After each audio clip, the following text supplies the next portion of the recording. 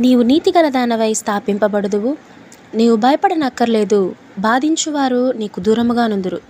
భీతి నీకు దూరముగా ఉండును, అది నీ దగ్గరకు రానేరదు. Praise lord. దేవుని నామానికి మహిమ కలుగును గాక. మరి భయపడనక్కర్లేదు, భీతి నీకు దూరముగా ఉంటుంది. మరి అది ఏమాత్రము కూడా నీ దగ్గరకు కూడా రాలేదు అని ప్రభు ఈ దినం మనకి వాగ్దానం ఇస్తూ ఉన్నారు. మనం నీతి గల వారమై స్థాపింపబడేటువంటి రోజు వస్తుందండి. అది చాలా సమీపంగా ఉంది, చాలా సమీపంగా ఉంది.